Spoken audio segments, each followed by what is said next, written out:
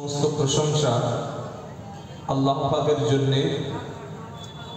যিনি পবিত্র শাবান মাসের গুরুত্বপূর্ণ একটা রজনীতে কোরআনের মাজলিসে আল্লাহ তাআলা আসার এবং বসার তৌফিক দান করেছেন।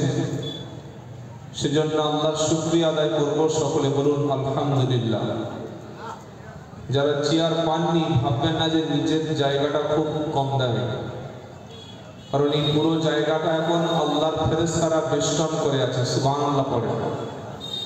এটা আমার কথা নয়, বিশ্বনবী মুহাম্মদ মুস্তাফা সাল্লাল্লাহু আলাইহি সাল্লাম তিনি বলেছেন, পৃথিবীতে যেখানে কোরআনের কথা, হাদিসের কথা, দ্বীনের কথা, ইসলামের কথা, জান্নাত জাহান্নামের কথা, আল্লাহ ওয়ালাদের কথা, হাক্কানি ওলামাদের কথা আলোচনা হয়, ওই জায়গাটাকে আল্লাহ তাআলা জিকিরের মজলিস হিসাবে তিনি কবুল করে নেন। সুবহানাল্লাহ পড়ে।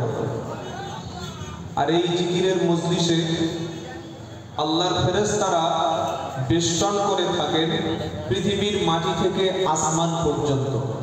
সুতরাং তাদের কাজ হলো দুনিয়ার মানুষদের জন্য আল্লাহর কাছে ক্ষমা প্রার্থনা করা। তো আমরা যারা চেয়ারে বসে আছি, বসুন, অসুবিধা নাই। তবে সামনের দিকে যদি আগিয়ে আসা একটু সম্ভব হয় আগিয়ে আসবে। আর রাস্তায় কিন্তু দাঁড়ানোর জায়গা না। আমরা অনেকে বাড়ির সামনে রাস্তাটাকে নিজের বাবার উঠান বলে মনে করি, কিন্তু আল্লাহর নবী সাল্লাল্লাহু আলাইহি ওয়াসাল্লাম নিষেধ করেছেন তোমরা রাস্তায় বসবে না।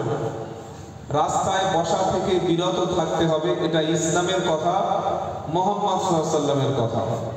তো যাই হোক, আমরা আলোচনা শুরু করব খুব কম সময়ের মধ্যে। বর্তমান আমাদের যে কঠিন দিন আসছে, এই দিনটা এমন একটা কঠিন দিন, হাসি ঠাট্টা তামাশা, ফানি মজা, গল্প গুজব, পরনিন্দা পরচর্চা বা মুসলমানদের নিজেদের মধ্যে মারামারি, বিভিন্ন ফেরকাবাজি, ফিতনা, এইসবের দিন আর নয়। এখন আমাদের সবকিছু ভুলে গিয়ে এক আল্লাহ এবং রাসূল করিম সাল্লাল্লাহু আলাইহি সাল্লামের দিকে আমাদেরকে এগিয়ে আসতে হবে। ছোট ছোট বিষয়গুলো ভুলে গিয়ে ঐক্যবদ্ধভাবে শিক্ষার প্রসার ঘটাতে হবে। আমাদের মধ্যে বিভিন্ন ভেদাভেদ আছে, ভেদাভেদ ছিল, আছে এবং থাকবে। এগুলো দূরে সরিয়ে রেখে কোরআন এবং সুন্নাহকে মজবুত করে ধরতে হবে। তাহলে যদি দুনিয়াতে আমাদের ঈমান নিয়ে বাঁচা যায়।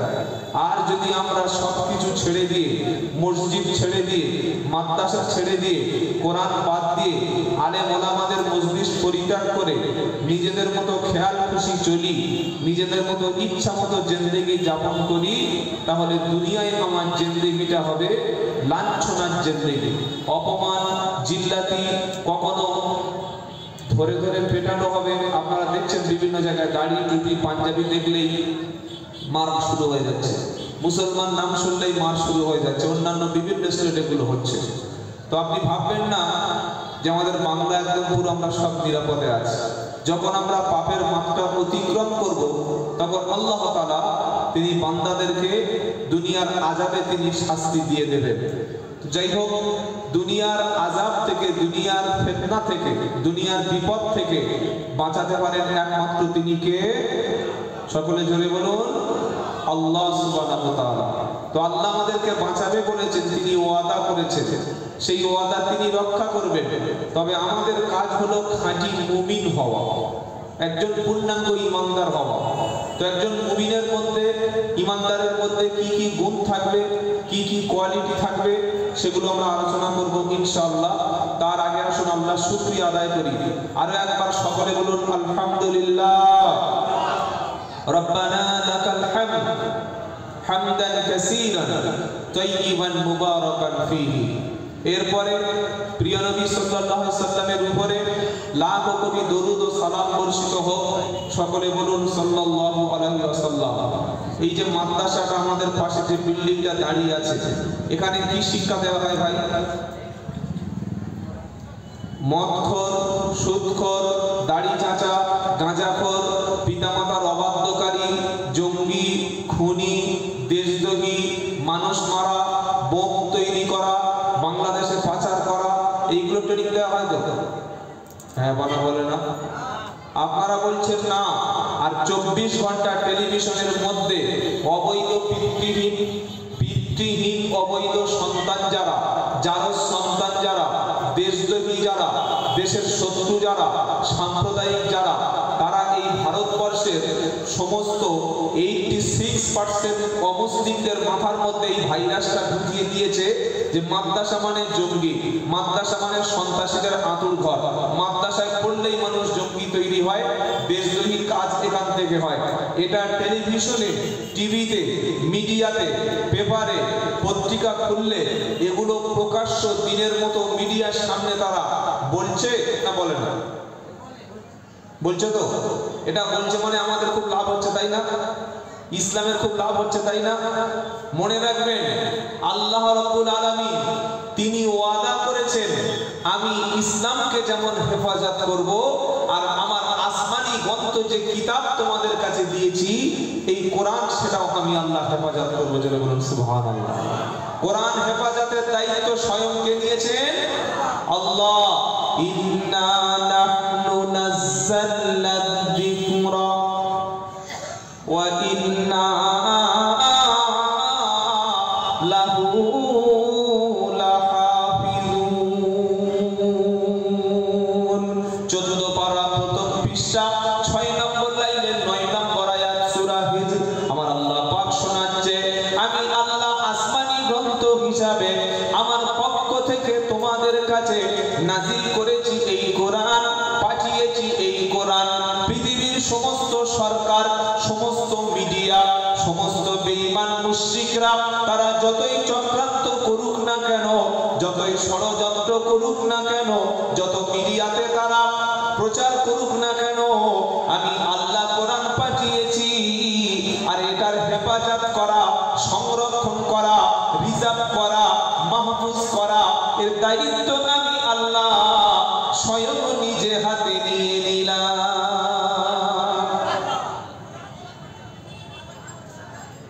আসামে প্রতিদিন মাদ্রাসাগুলো ভেঙে ফেলা হচ্ছে, আর আমাদের দেশে, আমাদের রাজ্যের মধ্যে এক শ্রেণীর মানুষ তারা প্রতিনিয়ত হুমকি দিচ্ছে যে আমরা ক্ষমতা আসলেই সব মাদ্রাসা বন্ধ করে দেবো। বলছি কি বলে না? অথচ এই মাদ্রাসা থেকে মাদ্রাসার ওলামারা স্বাধীনতা আন্দোলনের জন্য ইংরেজদের বিরুদ্ধে সর্বপ্রথম ইনকিলাব জিন্দাবাদ বলে, জয় হিন্দ বলে, ভারতবর্ষের স্বাধীনতার জন্য এই মাদ্রাসা দাড়িওয়ালা টুপিওয়ালা গুলো তারা প্রতিবাদে নেমেছিল বলে আমরা দেশ স্বাধীন পেয়েছি। যারা বলছে জঙ্গি, যারা বলছে দেশদ্রোহী, যারা বলছে দেশ বিরোধী ট্রেনিং হয়, তখন তারা গোবর খেত আর গরুর পেশাব খেত। আর আমরা কি করেছিলাম? আমরা হিন্দু মুসলমান কাঁধে কাঁধ মিলিয়ে স্বাধীনতা আন্দোলনের জন্য এই মাদ্রাসার ওলামারাই সর্বপ্রথম রুখে দাঁড়িয়েছিলেন। জোরে বলুন না সুবহানাল্লাহ। তাই যতই তারা চেষ্টা করুক না কেন, কোনোদিন তারা সফল হবে না। একটা পয়েন্ট পেয়ে গেলাম। এবার কিভাবে যে কোরআনটা সংরক্ষণ হবে এটা একটু শুনুন। আল্লাহ রাব্বুল আলামিন পৃথিবীতে প্রথম যখন কোরআন পাঠিয়েছিলেন, ওই মাসটা ছিল রমাদানুল মুবারক। কি মাস? শাহরু রমাদানাল্লাযী উনজিলা ফীহিল কুরআন হুদাল লিন-নাসি। সূরা বাকারা দ্বিতীয় পারা 8 পৃষ্ঠা 1 নম্বর লাইন 185 নম্বর আয়াত। আরবি 12টি মাসের মধ্যে রমজানের মর্যাদা, রমজানের সম্মানটা এত বেশি কেন? তার কারণ হলো এই মাসে অন্য তেমন কিছু না, এই মাসের সম্মানটা বেড়েছে যেহেতু আল্লাহ রাব্বুল আলামিন পবিত্র রমজানে তিনি আসমান থেকে কোরআন পাঠিয়েছে। অর্থাৎ কোরআন ছিল লাউহে মাহফুজ, কোরআনের আদি ঘর, কোরআনের পুরাতন ঠিকানা, কোরআনের সবচেয়ে পুরাতন যে অ্যাড্রেস সেটা হলো লাউহে মাহফুজ। আল্লাহ তাআলার সুরক্ষিত পবিত্র একটা জায়গা, যেখানে 30 পারা কোরআনটা সংরক্ষণ ছিল। সেখান থেকে পবিত্র রমজান মাসে বিশ্ববাসীর জন্য আল্লাহ প্রথম আসমানে তিনি কোরআন নাজিল করলো। এই মাসটি ছিল মাহে রমাদান। মাসটার নাম কি? সেজন্য রমজান শরীফের মাসে আল্লাহ আমাদেরকে তারাবি শোনার মতো সুন্দর একটা ব্যবস্থা করে দিয়েছে। যদি কোনো বান্দা 30টা রোজা রাখে, তার নসিবে 30টা তারাবির নামাজও সে পেয়ে যাবে। আর 30টা তারাবির নামাজ যে ব্যক্তি পড়বে, 20 রাকাত করে পড়লে প্রতিদিন এক পারা করে কোরআন শরীফ শুনবে। 30টা রোজা হলো, 30টা তারাবি শুনলো। গোটা কোরআনুল কারীমটা হাফেজে কোরআনদের দ্বারায় রমজান মাস শেষ হয়ে যাওয়ার আগে আমার আল্লাহ হাফেজদের দ্বারায় কোরআন শোনারও ব্যবস্থা করে দিল। যারা কোরআন পড়তে পারি না, আমরা অনেক সময় রমজান মাসে বলি, ভাই শরীর টানছে না, সূরা তারাবি দিয়ে চালিয়ে দাও। কি তারাবি? আর সেজা তারাবি হচ্ছে বন্দে ভারত এক্সপ্রেস চলছে, 5G গতিতে চলছে। আল্লাহু আকবার বলে নিয়ত বেঁধে কোত্থেকে যে ধরলো আর কোথায় যে ছাড়লো, যে কটা ফেরেশতা এসেছিল, ফেরেশতাগুলো কলম নিয়ে চুপচাপ বসে আছে। বলছে আল্লাহ কি লিখবো? বলছে দেখ কি বলছে, বুঝতেই তো পারছে এটা কোরআন। এভাবে কোরআন পড়লে হবে না। রমজান মাসের সবচাইতে কোরআনকে বেইজ্জত করা হয়। কোরআনের সাথে মুসলমানরা বেয়াদবি করে। এত দ্রুত হাই স্পিড গতিতে কোরআন পড়ে, কেউ খতম করে, কেউ আবার তারাবি পড়ে, এত স্পিড তারাবি পড়ে। এই স্পিড হাই স্পিড তারাবি পড়ে এরকম কোরআন খতম করার সিস্টেম আল্লাহ ইসলামে এরকম কোনো হুকুম দেন নাই। নবীর উপরে যখন প্রথম কোরআন নাজিল হলো, ওটি ছিল আল্লাহর পক্ষ থেকে সূরা আলাক। আসমান থেকে প্রথম আমাদের জন্য যে কিতাব এসেছিল, কিতাবটার নাম হলো কুরআন। আর কুরআনের প্রথম যে অংশটা এসেছিল তার নাম কি বললাম? সূরা আলাক। সকলে জোরে বলেন, সূরার নাম কি? আলাক। এই সূরা আলাকের 5টা বাক্য প্রথমে আল্লাহর নবীর উপরে জিবরাইল এসে বললেন, ইকরা বিসমি রাব্বিকাল্লাযী খালাক খালাকাল ইনসানা মিন আলাক ইকরা রাব্বুকাল আকরাম আল্লাযী আল্লামা বিল কলম আল্লামাল ইনসানা মা লাম ইয়ালাম। সুবহানাল্লাহ পড়ে। জিবরাইল বললেন, নবী আপনি পড়তে শুরু করুন। 5টি আয়াত যখন নবীর উপরে আসলো, আমার নবী কোরআনটা যাতে ভুলে না যায় তাড়াহুড়া করে কোরআন পড়তে শুরু করলো। খুব দ্রুত কোরআন পড়ছে। নবীর জিহবা মোবারক, নবীর ঠোঁট মোবারক দ্রুত সঞ্চালন হচ্ছে। আমার আল্লাহ বলেছে, নবী আমার কোরআনটা মুখস্থ করার জন্য, আমার কোরআনটা ঠোঁটস্থ করার জন্য, কোরআনটা যাতে মেমোরিতে ভালোভাবে ধরে রাখা যায়, সেজন্য আপনি খুব দ্রুত ঠোঁট নাড়াচ্ছেন। হে আমার হাবিব, অত দ্রুত আপনার ঠোঁট সঞ্চালন করার দরকার নাই। কোরআন শোনাচ্ছে, লা তুহাররিক বিহি লিসানাকা লিতাজালা বিহি ইন্না আলাইনা জামআহু ওয়া কুরআনা ফাইদা ক্বারানাহু ফাত্তাবি কুরআনা। জোরে বলুন সুবহানাল্লাহ। আমার আল্লাহ বলছে, হাবিব আমার কোরআনুল কারীমটা আমি দেখতে পাচ্ছি খুব তাড়াতাড়ি আপনি পড়ছেন, মুখস্থ করার চেষ্টা করছেন। আপনার খুব জোরে স্পিডে ঠোঁট সঞ্চালন হচ্ছে, জিহ্বা দ্রুত নড়ছে। আমার হাবিব কোরআনটাকে এত দ্রুত পড়ার কোনো দরকার নাই। আমি জিবরাইলকে পাঠিয়েছি, আপনার কাছে পাঠিয়েছি। জিবরাইল একবার যখন কোরআন পড়বে, যখন পড়বে আপনি কিন্তু চুপ থাকবেন, কোনো কথা বলবেন না।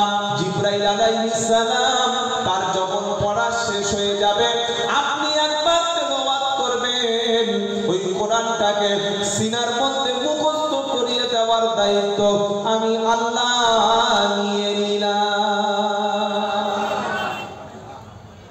এই আয়াত যখন নাজিল হলো, নবী পাক সাল্লাল্লাহু আলাইহি সাল্লাম জিবরাইল একবার পড়ে চলে যেতেন, নবীজি অটোমেটিক জবান থেকে উচ্চারণ হয়ে যেত। আর রমজান শরীফের মাস আসলে যতটুকু বছরে কোরআন আসতো ততটুকু বিশ্ব নবী জিবরাইলকে শুনিয়ে দিতেন। আর জিবরাইল নবীকে শুনিয়ে দিতেন যে বছর আল্লাহর নবী পৃথিবী থেকে ইন্তেকাল করে আল্লাহর কাছে চলে যায়, সেই বছর আমার নবী দুইবার কোরআনুল কারীমটা জিবরাইলকে শুনিয়েছিল। আর জিবরাইল পূর্ণাঙ্গ কোরআন আমার নবীকে একবার শুনিয়েছিল। কিছু মনে করবেন না ভাই, এমন মুসলমান অনেকে হয়তো আছি গোটা জিন্দেগিটা শেষ হয়ে গেছে, ৭৮, ৭২, ৭৫, ৮০ বছর বয়স হয়ে গেছে, এখনো পর্যন্ত কি আছে কোরআনের মধ্যে, কি লেখা আছে, এটার ভাষাটা কি, এটার বাক্যটা কি, এটা কি বোঝাতে চাচ্ছে, কেন এই কোরআনটা, এইটুকু খুলে দেখার সৌভাগ্য অনেক মুসলমানের হয়তো হয়নি আর ভবিষ্যতে হবে না। যারা কোরআন পড়ার চেষ্টা করলো না, কোরআন বোঝার চেষ্টা করলো না, কোরআন শুনে যারা মানার চেষ্টা করলো না এবং কোরআন শুনে অহংকার করলো, কোরআন শুনে যারা বললো ওসব মৌলবীদের কথা বাদ দাও, আলেম ওলামাদের কথা বাদ দাও, আলেম ওলামাদের কথা ওসব কত কিছু মেনে নেওয়া যায়। বর্তমান যুগে আলেম ওলামাদের কথা শুনলে চলতে পারবি না ভাই, এক পা সামনে ফেলতে পারবি না। এই যুগটা জীবনটা ছোট্ট জীবন, এনজয় করো, আনন্দ করো, ফুর্তি করো, যা খুশি তাই খাও, যেটা খুশি সেটা খেলো, যে নারীটা পাও হাতের কাছে তার সঙ্গে তুমি প্রেমালাপ শুরু করে দাও, যেটা মন চায় সেই ব্যবসাটা করো। অত আলেম ওলামা কোরআনদের কথা শুনলে, আল্লাহর ওয়াদাদের কথা শুনলে এই দুনিয়ায় খুব একটা লাভ করতে পারবি না। ওসব মৌলবীদের কথা ছেড়ে দে, ওরা কোরআন নিয়ে পড়ে থাকা, এরকম কথা বলা মুসলমান আছে না নাই? জোরে বলুন। প্রকাশ্য বলে যে আলেমদের কথা শুনলে চলতে পারবি না, কোরআনের সব কথা তুই মানলে জীবনে বাঁচতে পারবি? আল্লাহ রাসূলের কথা সব কথা আমাদের মতো সাধারণ লোক মানা যায়? ওগুলো আল্লাহর ওলিরা, পীর সাহেবরা, আলেম ওলামারা, মুফতি সাহেবরা ওরাই মানবে, আমরা সাধারণ মানুষ সাধারণ থাকবে। কি কোরআন শুনে অহংকার করছে, এদের জন্য শাস্তিটা কি? ইন্নাল্লাযীনা কাযযাবু বিআয়াতিনা ওয়াস্তাকবারু আনহা লা তুফাত্তাহু লাহুম আবওয়াবুস সামা ওয়া লা ইয়াদখুলুনাল জান্নাতা হাত্তা ইয়ালিজাল জামালু ফি সামিল খিয়াত ওয়া কাযালিকা নাজজিল মুজরিমিন লাহুম মিন জাহান্নামা মিহাদ ওয়া মিন ফাওকিহিম গাওয়াশ ওয়া কাযালিকা নাজজিল। বাবা খাবেন না, এটা কোরআনের মজলিস, ক্ষমা করবেন, খাবেন না, এটা খাওয়ার মজলিস। যতক্ষণ কোরআন আমি পড়ছি আপনার বলাচ্ছে চুপচাপ শুনুন, কাজে লাগবে। ৮ নম্বর পারা 14 নম্বর পৃষ্ঠা 11, 12, 13, 14 নম্বর লাইন, সূরার নাম সূরা আরাফ। ইটিন্ডার মুসলমানেরা যতগুলো আলেম ওলামারা কোরআন থেকে কথা বলে, হাদিস থেকে কথা বলে, নবীর কথা বলে, ইসলামিক জলসায় যখন বক্তব্যগুলো শুনি, কেউ যদি না মানতে পারে আল্লাহ ইচ্ছা করলে ক্ষমা করে দিতে পারে, কিন্তু কেউ যদি বক্তব্য শুনে, কোরআন শুনে, হাদিস শুনে, আলেম ওলামাদের কথা শুনে যাওয়ার সময় যদি এরকম মন্তব্য করে, আরে ভাই তোর কোরআন তোর হাদিস না, এগুলো মেনে নেওয়া যাবে না। আলেমদের কথা শুনলে বড় বড় বোতল খেতে পারবি না। আলেমদের কথা শুনলে রাজ্য সরকারের যে টিয়ার লটারি 1 কোটি টাকা কখনো জোগাড় করতে পারবি না। আলেমদের কথা শুনলে কখনো হারামের মাল খেতে পারবি না। আলেমদের কথা শুনলে কখনো গান শুনতে পারবি না। আলেম ওলামাদের কথা শুনলে দুনিয়াতে এনজয় করতে পারবি না। কোরআন শুনে, হাদিস শুনে মুখটা ফিরিয়ে নেয় যারা, অহংকার করে যারা, সূরা আরাফের 41 নম্বর আয়াতে আল্লাহ তাদের হুঁশিয়ারি দিচ্ছে। কি হুঁশিয়ারি? ইন্নাল্লাযীনা কাযযাবু বিআয়াতিনা ওয়াস্তাকবারু আনহা লা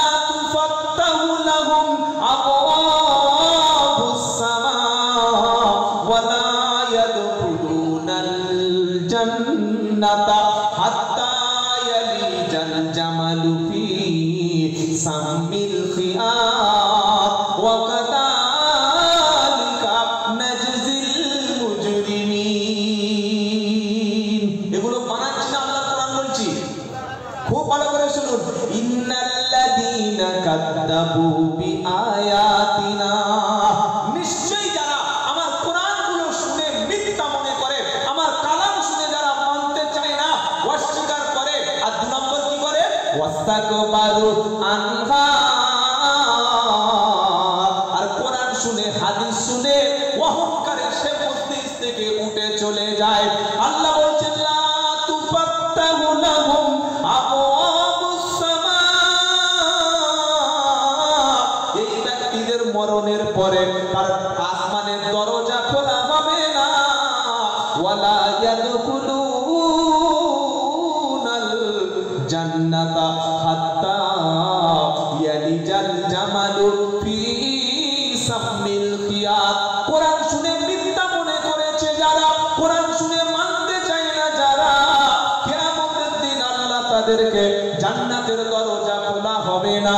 আমার আল্লাহ পাক শোনাচ্ছে, সূচের পিছনের ছিদ্র দিয়ে একটা উট যদি প্রবেশ করানো সম্ভব হয়, আপনারা সূচ দেখেছেন, সুই নিডেল, ওর পিছনে যে ছিদ্র থাকে ওর ভিতর দিয়ে হাতি বা উট বলে দেওয়া যাবে? আল্লাহ বলছেন এটা যেমন সম্ভব না, কোরআন শুনে হাদিস শুনে নবীর কথাগুলো শুনে আল্লাহর কালাম শুনে মানতে চায় না যারা, তাদেরকে জান্নাতে প্রবেশ করা ঠিক তেমন অসম্ভব। এটা তো তাদের শাস্তি, আখিরাতে তাদের জন্য কি হবে? আমার আল্লাহ বলছেন লাহুম মিন জাহান্নামা মিহাদ,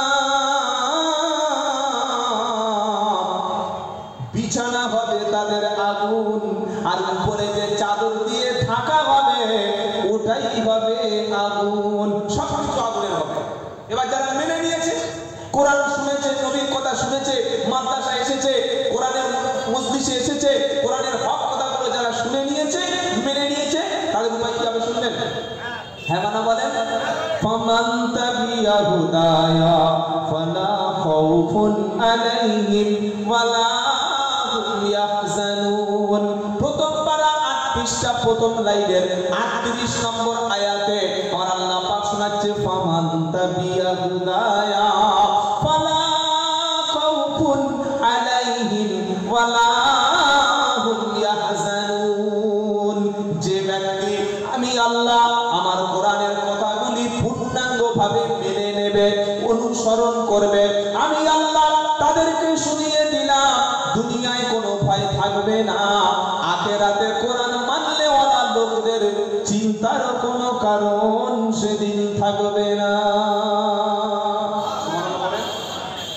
কোরআন শুনে আবু বকর সিদ্দিক মেনে নিয়েছে, ওমর ফারুক মেনে নিয়েছে, উসমান গনি মেনে নিয়েছে, হযরতে আলী মেনে নিয়েছে, হযরতে জুবাইর মেনে নিয়েছে, আবু মুসা আশআরি, তালহা, আবু হুরায়রা, আব্দুল্লাহ ইবনে মাসউদ, আব্দুল্লাহ ইবনে মাসউদ রাদিয়াল্লাহু তাআলা আনহু, সাহাবায়ে কেরাম রাদিয়াল্লাহু আনহুম আজমাইন, যারা কোরআন শুনে নবীর কথাগুলি মেনে নিয়েছে, আমার আল্লাহ তাদের প্রতি এত বেশি খুশি হয়ে গেছে, তাদের প্রতি এত বেশি রাজি হয়ে গেছে, ওই সাহাবাদের উপর আল্লাহ রাজি, আর আল্লাহ ও সাহাবাদের উপর রাজি।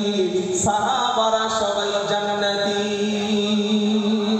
জান্নাতি হওয়ার কারণ হলো যখন নবী তাদের কাছে কোরআনগুলো পড়তে শুরু করলো, তারা শুনলো আর বলল সামি'না ওয়া আতা'না, শুনলাম এবং মেনে নিলাম। শুনলাম আর জোরে বলুন মেনে নিলাম। আর আমরা শুনলাম আর বাড়িতে গিয়ে ভেবে দেখব। শোনার পরে কি বলি? বাড়িতে গিয়ে ভেবে দেখব। কিন্তু সাহাবায়ে কেরামদের কাছে যখন নবী আল্লাহর কথাটা বলেছেন, তারা কি বলল? সামি'না ওয়া আতা'না, শুনলাম আর মেনে নিলাম। আজকের পশ্চিম বাংলার জমিনে জলসার সংখ্যা বেশি না কম? জোরে বলুন। এমন একটা পাড়ার নাম বলুন তো যে পাড়ায় সভা হয় না। কি এটা আমি অহংকার করছি না, আল্লাহ মাফ করুক।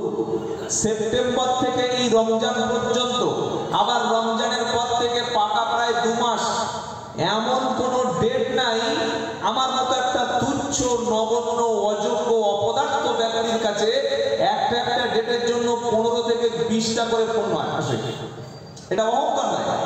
আমার মতো একটা অখ্যাত অযোগ্য অপদার্থ ব্যক্তির কাছে যদি এত মানুষ অ্যাড্রেস করে, যারা পপুলার, যারা বড় বড় দায়ী, যারা কোরআনের খাদেম, তাদেরকে মানুষ কতটা পরেশানি করে চিন্তা করে।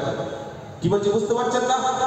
জলসার সংখ্যা পশ্চিম বাংলায় হু হু করে বেড়ে চলেছে, কিন্তু যত বাড়ছে, যত শুনছি, যত শোনার মতো আমরা কান লাগাচ্ছি, কিন্তু শোনার পরে আমি যে পাল্টাবো, আমার জীবনকে যে পরিবর্তন করতে হবে, আমার ভবিষ্যৎটাকে, আমার ফিউচারটাকে যে চেঞ্জ করতে হবে, আমি কোরআন দিয়ে সমাজ গড়ব, কোরআন দিয়ে জীবন গড়ব, এই মানসিকতা, এই টেন্ডেন্সি যতক্ষণ আমার মধ্যে না থাকবে, আমার মধ্যে যতক্ষণ না আসবে, আলেমদের লাভ হবে, বক্তাদের লাভ হবে, প্যান্ডেলওয়ালাদের লাভ হবে, সবার শেষে কিছু তাবারক পাওয়া যাবে, আর আমার কপালে কি হবে? কপালে ছাই। কপালে কি হয় বলুন? ছাই। সেজন্য আজকের এই সিদ্ধান্তটা করুন, শুনবো আর মেনে নেব, বলুন ইনশাআল্লাহ। কটা কথা বললাম? প্রত্যেক জলসা থেকে গিয়ে একটা করে শিক্ষা আনবেন। এখান থেকে কি শিখলেন? শুনবো, শুনবো মেনে নেব ইনশাআল্লাহ। বলেন যারা শুনেছে মেনে নিয়েছে তারা হলো সাহাবা। আল্লাহ তাদের উপরে এত বেশি রাজি হয়ে গেছে। আমার আল্লাহ বলছেন ওয়াস-সাবিকুনাল আউয়ালুনা মিনাল মুহাজিরিনা ওয়াল আনসার ওয়াল্লাযীনা তাবাউহুম বিইহসান। খালি কোরআনের গুরুত্বপূর্ণ কিছু পরিচয়টা শুনে নেন। আপনি যদি কোরআন জীবনে মেনে নেন, কোরআনের সব কথাগুলো যদি মেনে নেন, কতটা সম্মান আপনার হতে পারে। ওয়াস-সাবিকুনাল আউয়ালুনা মিনাল মুহাজিরিনা ওয়াল আনসার ওয়াল্লাযীনা তাবাউহুম বিইহসান রাদিয়াল্লাহু আনহুম ওয়া রাদু আনহু আ'আদ্দা লাহুম জান্নাতুন তাজরি মিন তাহতাহাল আনহার খালিদিনা ফিহা। 11 পারা 2য় পৃষ্ঠা প্রথম লাইনের 100 নম্বর আয়াত সূরা তাওবা। এই আয়াতে আল্লাহ পাক বলছেন ওয়াস-সাবিকুনাল আউয়ালুনা মিনাল মুহাজিরিনা ওয়াল আনসার। ঈমান আনার দিক থেকে মক্কার মুহাজির ব্যক্তি যারা, মদিনার আনসারের ব্যক্তি যারা প্রথমের দিকে ইসলাম এনেছে আর তাদেরকে অনুসরণ করেছে যারা, তারা আল্লাহর উপরে রাজি হয়ে গেছে আর আল্লাহ তাদের উপরে রাজি হয়ে গেছে।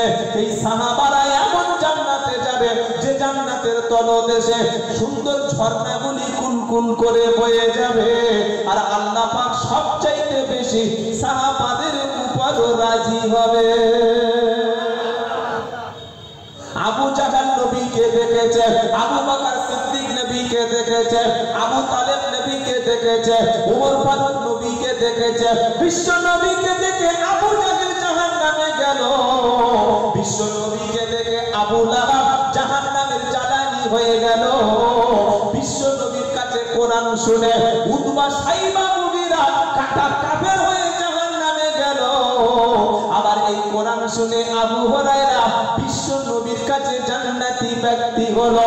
এই কোরআন শুনে আবু বকর সিদ্দিক, ওমর ফারুক, উসমান গনি দুনিয়াতে জান্নাতি উপাধি পেয়ে গেল। সেই কোরআনটা আছে না? কোরআন 30 পারা থেকে 26 পারা হয়ে গেছে। আছে আছে। তো আমরা তাহলে আমাদের লাভ হচ্ছে না কেন? আমরা এটাকে পড়ি না। আমি অপমান করতে চাইছি না ভাই। যদি বলি হাতটা তুলুন, কে কত পৃষ্ঠা কোরআন বছরে পড়েন, হাত কম উঠবে না বেশি উঠবে? সম্পর্কই নাই। কখন আমরা কোরআন পড়ি? হারুনের মা, সেই সুন্নাত চাচা, জব্বার চাচা, আব্দুল করিম চাচা, জয়নাল চাচা মারা গেছে। এবার মাদ্রাসার ছেলেদের লাইন দিয়ে এসে দাও আর কদম পড়ে দাও। কতম? যদি বলেন এক কদম পড়ে রব্বানা যালামনা,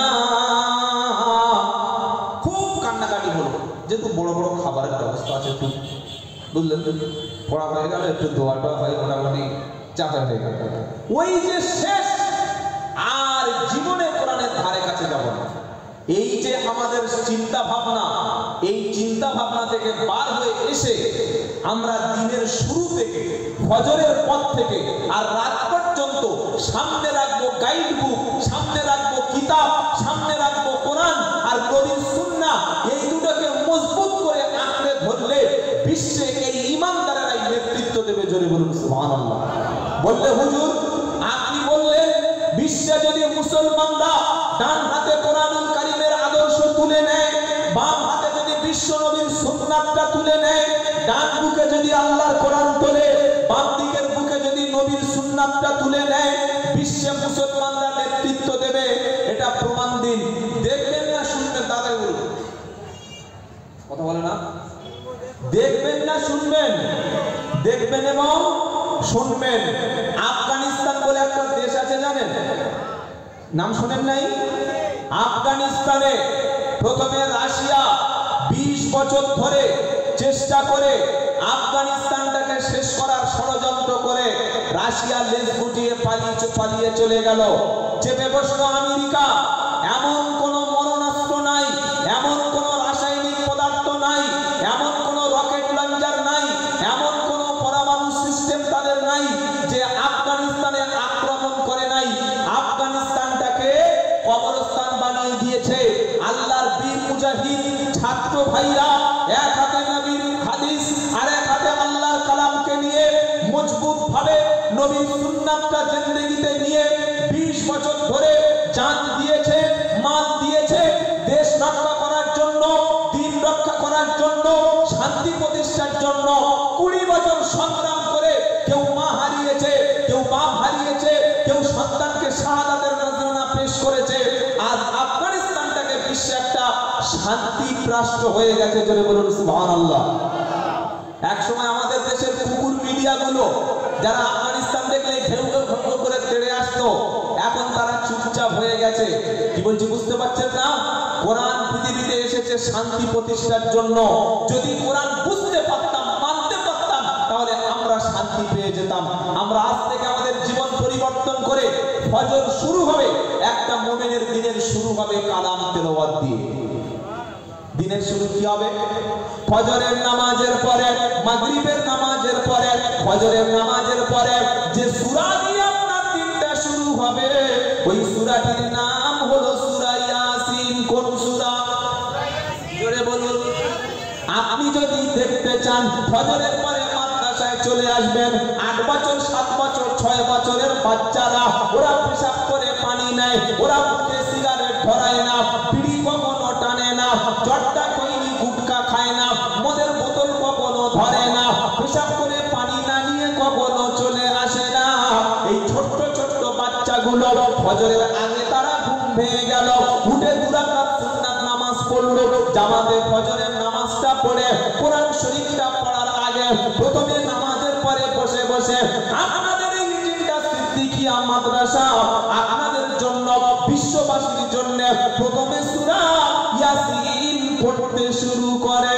আমার নবী সাল্লাল্লাহু আলাইহি সাল্লাম বলেছে, সূরা ইয়াসিন যে ব্যক্তি একবার তেলাওয়াত করবে, তার আমলনামায় আমার আল্লাহ 10 খতম কোরআন শরীফের সওয়াব দিয়ে দেবে। কয় খতম? 10 খতম। আর আমরা নিজেরা না পড়ে খতম। আর হাফেজ সাহেবরা মাদ্রাসার বাচ্চারা কি করছে? কি পড়ছে? শুরু করলো ইয়াসিন ওয়াল কুরআনিল হাকীম ইন্নাকা লামিনাল মুরসালিন আলা সিরাতিন মুস্তাকিম। হাফেজ সাহেবরা পড়া শেষ হয়ে গেল, ইয়াসিন শরীফটা পড়ে এই দিনদার মুসলমানেরা, ওই হাফেজ সাহেবগুলো, মাদ্রাসার বাচ্চাগুলো পবিত্র জবানে ইয়াসিন শরীফটা পড়ে আপনার জন্য দোয়া করে, আপনার মৃত আত্মীয় স্বজনের জন্য দোয়া ইয়াসিনটা পড়ে বিশ্ববাসীর জন্য দোয়া করে। তারা দোয়া করে বলে রব্বুল আলামিন আল্লাহ আমাদের গুনাহকে maaf করো, বাবার গুনাহকে maaf করো, মাদ্রাসার হিতাকাঙ্ক্ষীর গুনাহকে maaf করো, মাদ্রাসায় দান করনেওয়ালাদের গুনাহ maaf করো।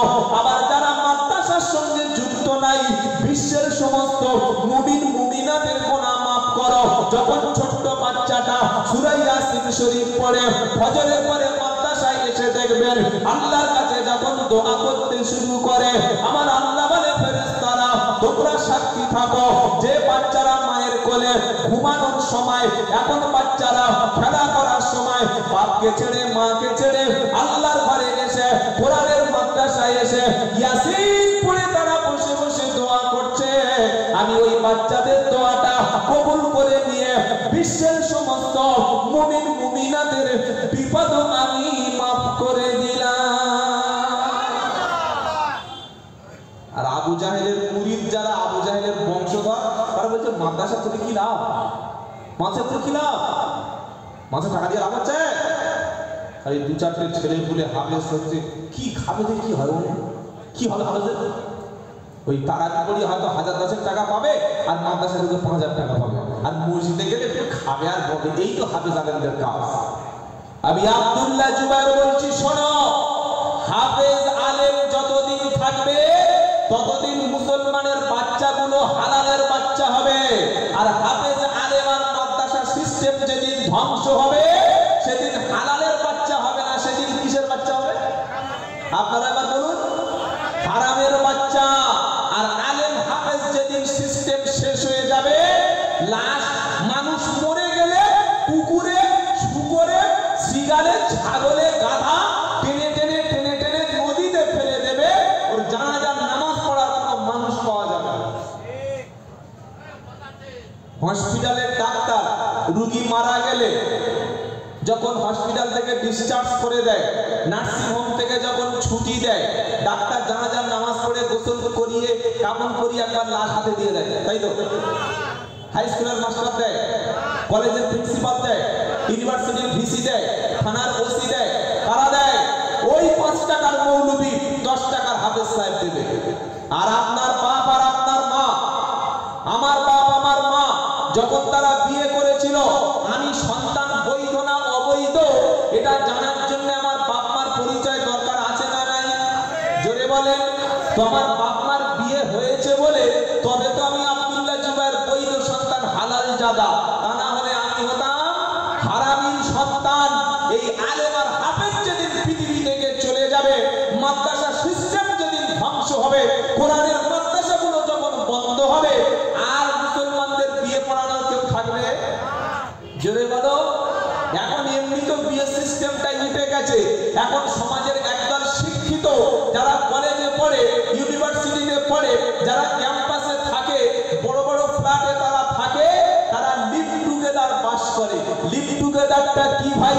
বিয়ে করে নাই, ছেলে ছেলের মতো, মেয়ে মেয়ের মতো, দুজনে একই বিছানায় ঘুমায়, একই কিচেন রুমে রান্না করে, একই বাথরুমে গোসল করে, বলছে আমি তোমার তুমি আমার, এইভাবে যতদিন চলে। ছেলে পুলে নেওয়ার দরকার নাই, বাদ বাকি সব কাজ চালিয়ে দিচ্ছে। এটার নাম হলো লিভ টুগেদার। এটা আমাদের দেশে এখন আর অবৈধ না। আপনি ইচ্ছা করলে যে কোনো মেয়েকে নিয়ে যদি আপনি হোটেলে বছরের পর বছর রুম ভাড়া করে, ফ্ল্যাট ভাড়া করে থাকেন, পুলিশ কেন, পুলিশের বাপ পর্যন্ত গিয়ে তাকে পিঠে বার করতে পারবে না। এইবার বলুন ভাই, যদি আনফরচুনেটলি কোনো দুর্ঘটনায়, দুর্ঘটনা ওই কাজ করতে গিয়ে দুর্ঘটনায় কোনো যদি সন্তান পৃথিবীতে আসে, এই সন্তানের পরিচয়টা কি হবে? এটা হালাল হবে না হারামি হবে? আরে সন্তানের পরিচয়টা আমরা যে মুসলমান হিসাবে বেঁচে আছি, আলেম ওলামা যেদিন পৃথিবী থেকে বিদায় নেবে, আলেমের সিস্টেমটা যখন ধ্বংস হয়ে যাবে, কোরআনের বক্তব্য যেদিন ধ্বংস হয়ে যাবে, সেদিন হালাল বলে আর পৃথিবীতে কিছু। কথা মনে থাকবে ইনশাআল্লাহ, কথা মনে থাকবে ইনশাআল্লাহ। সেজন্য আমরা মাদ্রাসার পক্ষে থাকবো, দ্বীনের পক্ষে থাকবো, কোরআনের পক্ষে থাকবো। সকলে বলুন ইনশাআল্লাহ। আসুক না যত বাধা, যত ঝড় সাইক্লোন, রাসূলের পথে মোরা চলবো ইনশাআল্লাহ। বলেন, জোরে বলেন ইনশাআল্লাহ। সামনে যেদিন আসছে ধরে ধরে মুসলমানকে গুলি করা হবে, ধরে ধরে টুপি দাড়িওয়ালাকে জবাই করা হবে। যারা ভারতবর্ষের স্বাধীন ভারতের নাগরিক তাদেরকে প্রকাশ্য মব লিঞ্চিং করা হবে। আপনার দেখা ছাড়া আর কিছু করার থাকবে না। সেজন্য স্বাধীনতা বাঁচানোর জন্য দেশ বেঁচে থাকলে আপনি থাকবেন, সংবিধান বেঁচে থাকলে আপনি থাকবেন। সংবিধানের পবিত্রতা নষ্ট হলে মাদ্রাসা, মসজিদ আর ওয়াকফ সম্পত্তি যেভাবে দখল হচ্ছে, আজকের মুসলমানরা এখনো পর্যন্ত বিষয়টা ভাবছে না। এখনো ছোট্ট ছোট্ট বিষয় নিয়ে ঝামেলা করছি। এই টুপিটা লম্বা কেন, তুই জাহান্নামে যাবি। তোমার মাথায় গোল টুপি কেন, তুমি নরকে যাবে। তুমি তবলিগ জামাতে যাচ্ছ কেন, তুমি হাদিয়ায় যাবে। তুমি ফুরফুরার পীর সাহেবের মুরিদ কেন, তুমি একদম সাফার নামক জাহান্নামে চলে যাবে। এই যে একে অপরের বিরুদ্ধে কাদা ছোড়াছুড়ি এখন আমরা সোশ্যাল মিডিয়ায় এই জলসার মাধ্যমে, বক্তব্যের মাধ্যমে পাচ্ছি না? জোরে বলেন। আপনারা শিক্ষিত সচেতন মানুষ, আলেমদেরকে থামতে বলছি, বক্তাদেরকে থামতে বলছি। ভাই অনেক হয়েছে, আর ঝামেলার কথা বলো না, আর দ্বন্দ্বের কথা বলো না। আল্লাহ এক, রাসূল এক, কোরআন এক, আমাদের জন্মদাতা পিতা এক, আমাদের কাবা শরীফ এক, বিশ্বের সমস্ত মুসলমানরা হচ্ছে একই নবীর উম্মত। আমাদের মধ্যে দলমত থাকবে কিন্তু ভেদাভেদ আমরা করব না। আমরা সকলে হলাম কোরআনের ধারক বাহক, সকলে আল্লাহর বান্দা, নবীর উম্মত। জোরে বলুন সুবহানাল্লাহ, জোরে বলুন সুবহানাল্লাহ। আজ যদি অন্য একটা মুসলমানকে ধরে মারে, নিরপরাধ একজন ব্যক্তিকে ধরে মারে, আমি কি বলবো? তুই বেরিলি, তুই ফুরফুরা, তুই দেওবন্দি, তুই চরমনাই, কাদরিয়া, চিশতিয়া, নকশবন্দিয়া, মুজাদ্দিদিয়া, এইগুলো বলবো না একটা মাজলুমের পাশে দাঁড়াবো? কোনটা? জোরে বলেন। যারা আমাদের মধ্যে ভেদাভেদ করছে তাদের থেকে শিক্ষিত সমাজকে, ইয়ং সোসাইটিকে দূরে সরে থাকার কথা বলছি। যারা ঐক্য চায় আমরা তাদের সঙ্গে আছি, বলুন ইনশাআল্লাহ। কোরআন কবি কি বলছে? আসুক না যত বাধা, যত ঝড় সাইক্লোন, রাসূলের পথে মোরা চলবো। এই জীবন বাজি রেখে বাংলার জমিনে মোরা কোরআনের সাথে থাকবো। মাদ্রাসার সঙ্গে থাকবেন তো? কোরআনের সঙ্গে থাকবো ইনশাআল্লাহ। হাক্কানি ওলি, হাক্কানি ওলামাদের সঙ্গে থাকবো ইনশাআল্লাহ। আবার বলছি, আসুক না যত বাধা, যত ঝড় সাইক্লোন, রাসূলের পথে মোরা চলবো। এই জীবন বাজি রেখে বাংলার জমিনে মোরা নবীর সুন্নাতের উপরে থাকবো ইনশাআল্লাহ। মোরা কামানের মুখোমুখি দাঁড়িয়ে, মোরা রাইফেলের মুখোমুখি দাঁড়িয়ে আল্লাহু আকবার বলবো। আসুক না যত বাধা, যত ঝড় সাইক্লোন, রাসূলের পথে মোরা চলবো। এই জীবন বাজি রেখে বাংলার জমিনে মোরা শান্তির সাথে মোরা থাকবো। নারে তাকবীর। মোরা কামানের মুখোমুখি দাঁড়িয়ে, মোরা রাইফেলের মুখোমুখি দাঁড়িয়ে আল্লাহু আকবার বলবো। তাকবীর, তাকবীর। কারণটা কি? কারণ আমাদের যে ছোট্ট একটা দিল আছে, এই দিলের মধ্যে আল্লাহ তার রাসূলের জায়গা আমরা করে দিয়েছি। জোরে বলুন সুবহানাল্লাহ। আমাদের ছোট হৃদয়ে রাসূলের প্রেম ছবি আঁকবো। তাকবীর। আমাদের ছোট হৃদয়ে রাসূলের প্রেম ছবি আঁকবো। আসুক না যত বাধা, যত ঝড় সাইক্লোন, রাসূলের পথে মোরা চলবো। এই জীবন বাজি রেখে বাংলার জমিনে মোরা কোরআন নিয়ে চলবো। নারে তাকবীর। ভেদাভেদ করবেন না। পাঁচ ধরে বলে যাচ্ছি, সময় কম, বিপদ খুব বেশি, সামনে আরো কঠিন দিন আসছে, চ্যালেঞ্জ এসে যাচ্ছে।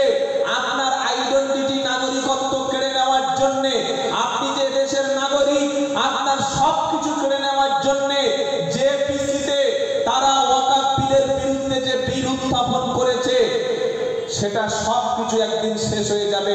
তখন রাস্তায় বসে ফিলিস্তিনিদের মতো, রোহিঙ্গাদের মতো, ইরাকবাসীদের মতো, সিরিয়াবাসীদের মতো, লেবাননবাসীদের মতো কেঁদে কোনো লাভ হবে না।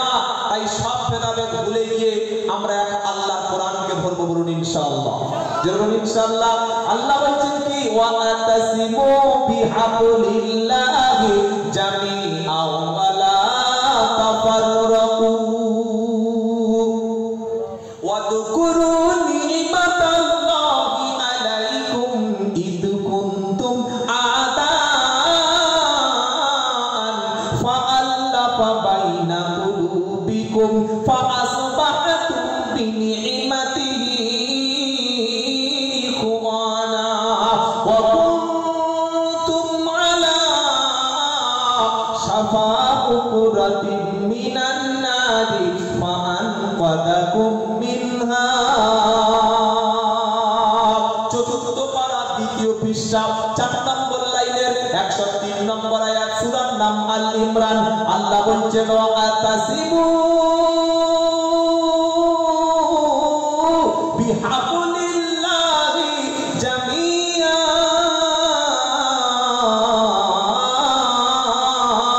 আমি আল্লাহ আসমান থেকে তোমাদের জন্য একটা রশি, একটা রুজ্জু, একটা মজবুত রশি দিয়েছি। ওটাকে সবাই মিলে তোমরা মজবুত করে ধরবে। ওটার নাম হলো আল কোরআন। ওটার নাম কি? বীর মুসলমান ধরো আল কোরআন, বীর মুসলমান ধরো আল কোরআন, ফিরিয়ে আনো সেই হারানো সম্মান। সুবহানাল্লাহ বলবেন না? আমরা কার জাতি? আবু বকর, উমর, উসমান, তালহার জাতি। আমরা মুসলমানরা বাসর রাখতে বিবিকে ফেলে রেখে যুদ্ধের ময়দানে ইনসাফের জন্য জান দেওয়া জাতি। এই জাতি কোনোদিন নারী লোভী হতে, জোরে বলেন, বীর মুসলমান ধরো আল কোরআন, ফিরিয়ে আনো সেই হারানো সম্মান। জোরে বলবেন না সুবহানাল্লাহ? বীর মুসলমান ধরো আল কোরআন, ফিরিয়ে আনো সেই হারানো সম্মান। আমি একদম ফকির মানুষ, ইলমের দিক থেকে মিসকিন, কিচ্ছু নাই, একদম জিরো। আমল বা ইবাদতের কোনো বক্তব্য আমি করতে পারবো বলে আমার মনে হয় না। খালি আপনাদের ঈমানটাকে একটু জাগিয়ে দিচ্ছে। একবার তাকবীর দেন, নারে তাকবীর। ঈমানের একটু পাওয়ারটা ইনশাআল্লাহ আজকে মজবুত করে দেব। কারণ কোরআন শুনলে, কোরআন পড়লে ঈমান বাড়িয়ে দেন কে? জোরে বলবেন না? কোরআন শুনলে ঈমান বেড়ে যায়। ইন্নামাল মুমিনুনাল্লাযীনা ইযা যুকিরাল্লাহু ওয়াজিলাত কুলুবুহুম ওয়া ইযা তুলিয়াত আলাইহিম আয়াতুহু যাদাতুহুম ঈমানা ওয়া আলা রাব্বিহিম ইয়াতাওয়াক্কালুন আল্লাযীনা ইউকিমুনাস সালাতা ওয়া মিম্মা রাযাকনাহুম ইউনফিকুন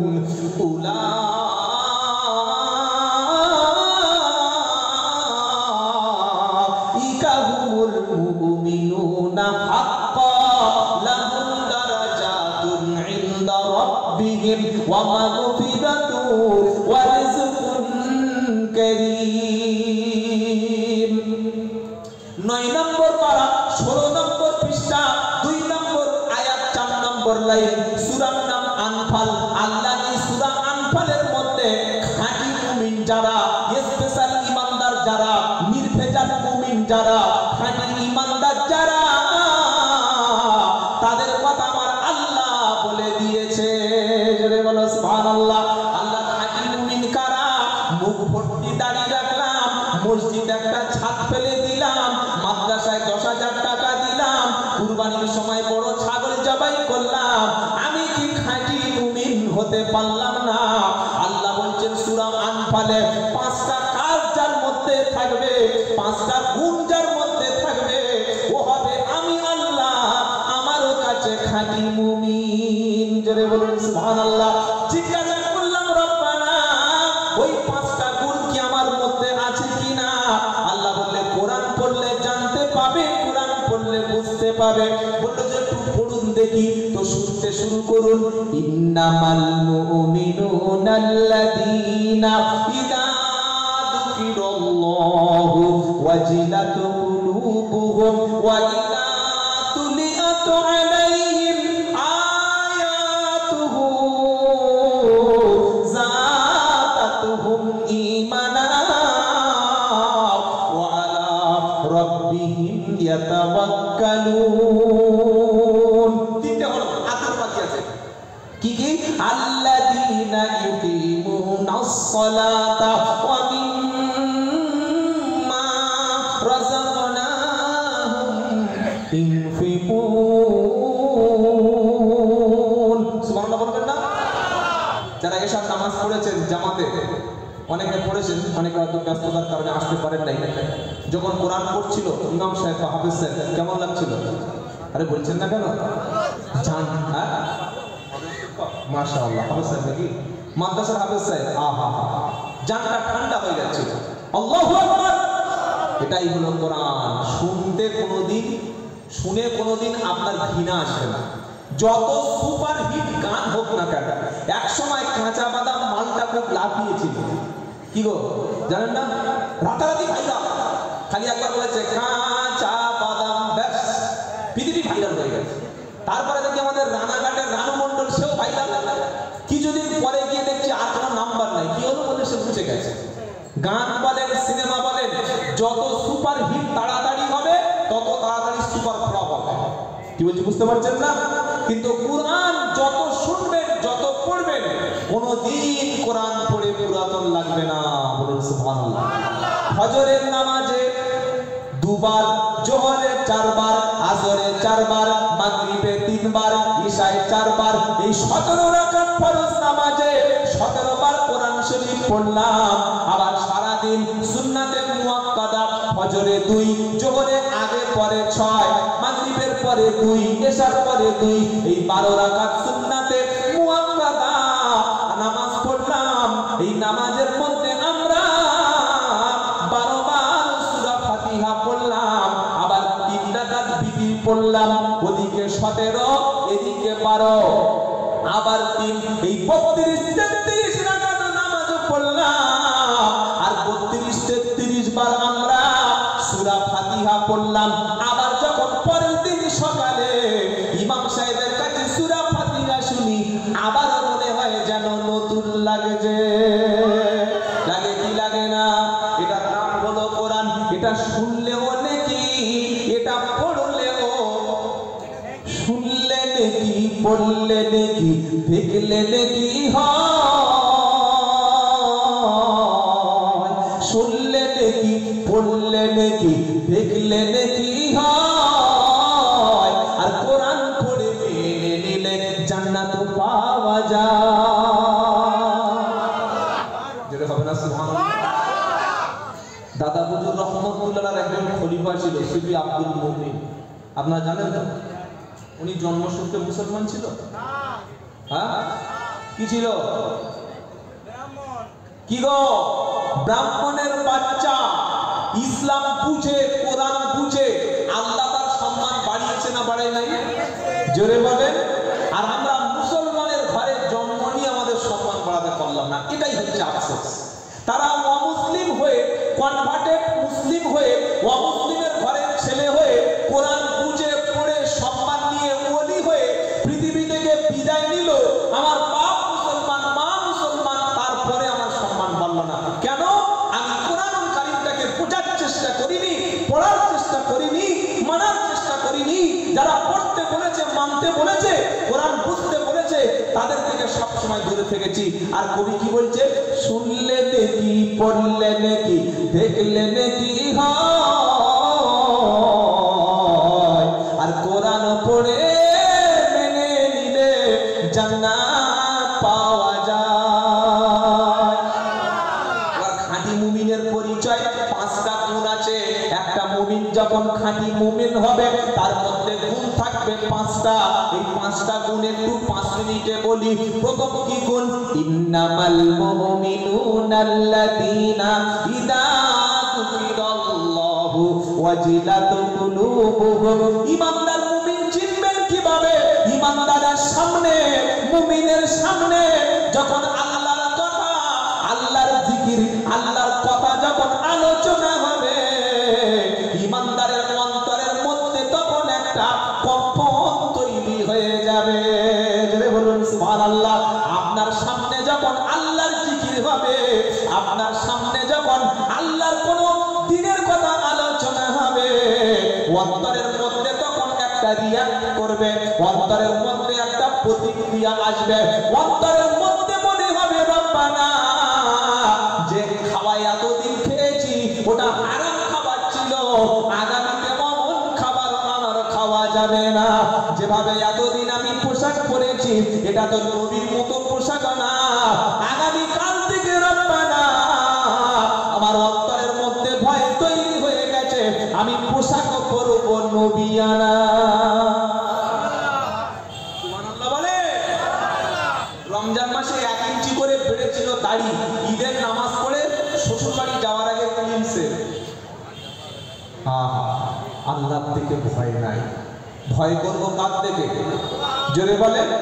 ঈমানদার ব্যক্তির প্রথম নমুনা কোরআন শরীফে ইন্নামাল মুমিনুনাল্লাযীনা ইযা যুকিরাল্লাহু ওয়াজিলাত কুলুবুহুম। পানি পড়ছে তো? পানি পড়ছে তো? প্যান্ডেল ভিতরে চলে আসছে ইনশাআল্লাহ, অসুবিধা নেই, একদম ওয়াটারপ্রুফ প্যান্ডেল আছে, অসুবিধা নাই। সামনের দিকে আগে আসুন আর জিকির করুন লা ইলাহা ইল্লাল্লাহ। যারা এতক্ষণ বসেছিলেন আপনারাই বসুন, যারা ওই চেয়ারে বসে আছেন ভাইরা আপনারা একটু দ্রুত আগে চলে আসুন আর জোরে জোরে লা ইলাহা ইল্লাল্লাহ মোহাম্মদের জিকির করুন না। লা ইলাহা ইল্লাল্লাহ, লা ইলাহা ইল্লাল্লাহ মুহাম্মাদুর। সবাইকে বলছি ভাই প্রত্যেকে, সামনে এখানে কবর টবর আছে নাকি? এই জায়গাটা কবর, তো আপনারা বসলেন না কেন? প্লিজ সবাই আগে আসেন আর রাসূলের প্রেমে জিকির করুন লা ইলাহা ইল্লাল্লাহ, লা ইলাহা ইল্লাল্লাহ, লা ইলাহা ইল্লাল্লাহ। দৃষ্টি দেওয়ার মালিককে, হাসানোর মালিককে, কাঁদানোর মালিককে, সবকিছুর মালিককে, আল্লাহ যেটা সিদ্ধান্ত করে সেটা হবে, আমরা চাইলেই কিন্তু হবে না। লিমান শাআ মিনকুম আইয়াস্তাকিম ওয়া মা তাশাউনা ইল্লা আইয়াশা আল্লাহু রাব্বুল আলামিন। আল্লাহ বলে দিয়েছেন তুমি চাইলেই হবে না, আমি আল্লাহ যতক্ষণ আমার মর্জি হবে না ততক্ষণ হবে না। সবকিছু কার ইচ্ছায় হবে? আল্লাহর ইচ্ছা। ভরসা করবো কার উপরে? চলুন, খাঁটি মুমিন আমাদের মধ্যে কে কে আছে এই সিম্বলটা সামনে ফেলে দিলে পেয়ে যাবেন। প্রথম কি?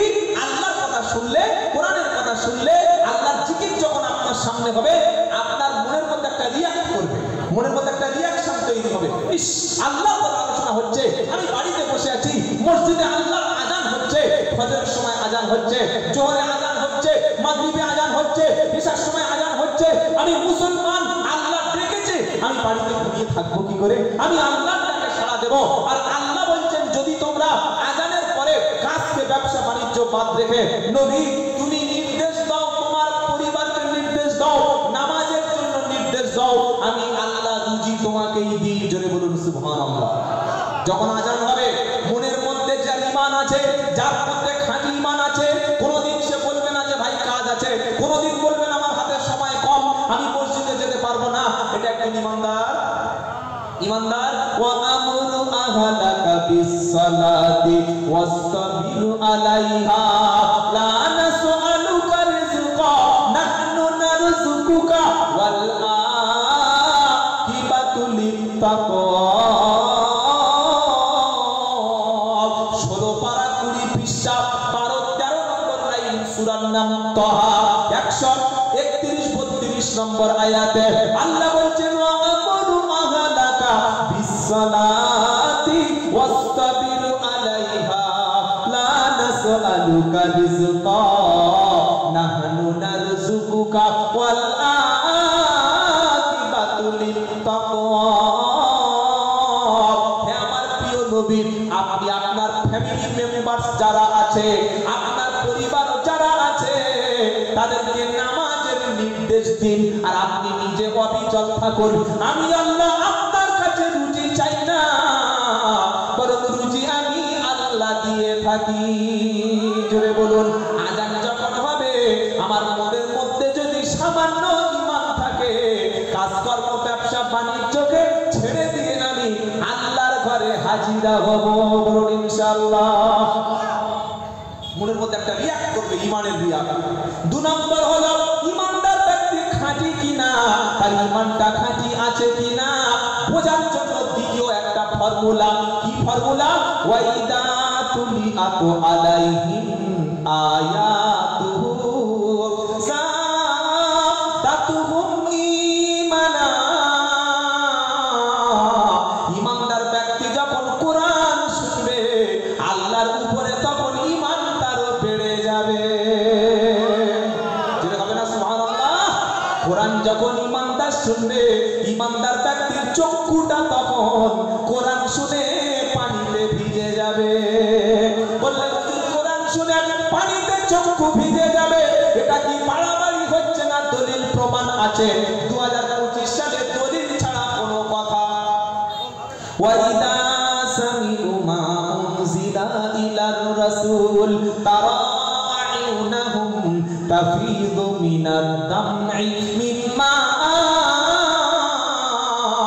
আরাফু মিনাল হাক্কি ইয়াকুলুনা রব্বানা আমান্না ফাকতুবনা মা'আশ শাহিদিন। 7 পারার প্রথম পৃষ্ঠা, প্রথম লাইনে 83 নম্বর আয়াতে পেয়ে যাবেন। কোরআন শোনাচ্ছে নবী, যারা আপনার উপরে বিশ্বাস করে, ওই ঈমানদার ব্যক্তি যখন কোরআন শুনবে তখন দেখতে পাবেন কোরআন শুনে তাদের চক্ষুটা পানিতে অটোমেটিক ভিজে গেছে। চক্ষুটা পানিতে ভিজে যাওয়ার কারণ হলো কোরআন শোনার পরে হক কোনটা, সত্য কোনটা, আসলে রব তারা চিনতে পেরে গেছে। বলো সুবহানাল্লাহ। যেদিন ওমর ফারুক নিজের বোনকে মারতে শুরু করলো, আর বোন যখন বলল আমার ভাই ওমর, আমি যে সত্য ধর্ম পেয়েছি এটা যদি তোমার বিশ্বাস করাতে হয় তাহলে কোরআনুল কারীম একটু তেলাওয়াত করো। ওমরের কথা শুনে, বোনের কথা শুনে ওমর বললে, বোন কি অংশ আছে আমার হাতে কোরআন তুলে দাও। ওমর ফারুক তখন সূরা তাহার 5টি আয়াত পড়তে শুরু করলো।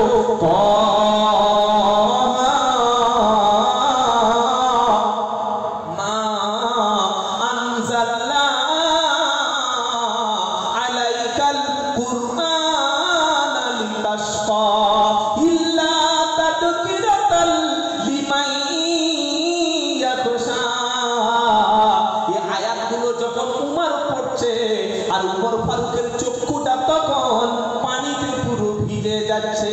জোরে বলো সুবহানাল্লাহ। চক্ষুটা পানিতে ভিজে গিয়ে বলল, বোন এতদিন যা করেছি ভুল করেছি, এখন আমাকে তুমি নিয়ে চলো বিশ্ব নবী মুহাম্মদ সাল্লাল্লাহু আলাইহি সাল্লামের দরবারে। ঈমানদার ব্যক্তি কোরআন শুনলে ঈমানটা তার বেড়ে যাবে। কোরআন শুনলে তবে বাড়বে। আমরা শুনবো ইনশাআল্লাহ বেশি করে। তো কোরআন শোনার জন্য 20,000 30,000 টাকা বক্তা দাওয়াত করে কোরআন শোনা লাভ না? আমি যদি আমার ছেলেটাকে মাদ্রাসায় পড়িয়ে ছেলে আলেম করে হাফেজ করে প্রত্যেকদিন আমার ছেলের কাছে আমি নিয়মিত কোরআন শুনি, কোনটা লাভ ভাই? কি গো, সবে বরাতে রাতে বলি হুজুর একটু খতম করে দাও, রমজান মাসে বলি হুজুর আমার জন্য একটু দোয়া করে দাও, এটাই বেশি লাভ না আপনার একটা সন্তানকে ইটিন্ডা আমিনিয়া সিদ্দিকিয়া হাফেজিয়া কোরআনিয়া মাদ্রাসায় দিয়ে ওই ছেলেটা যেদিন হিফজ কমপ্লিট করলো, ওলামারা আল্লাহ ওয়ালারা মাথায় একটা দস্তারবন্দি যখন করে দিল, সম্মানের পাগড়িটা মাথায় নিয়ে সে যখন বাড়িতে চলে গেছে, বাড়িতে গিয়ে প্রথম বছর রমজান মাসে মসজিদে খাতমে তারাবি কোরআন শোনাচ্ছে, পাড়ার শব্দ বলছে কার ছেলে রে? বলতে সেই ইসমাইল ভাইয়ের ছেলে। বলে এত ছোট ছেলে এখনো দাড়ি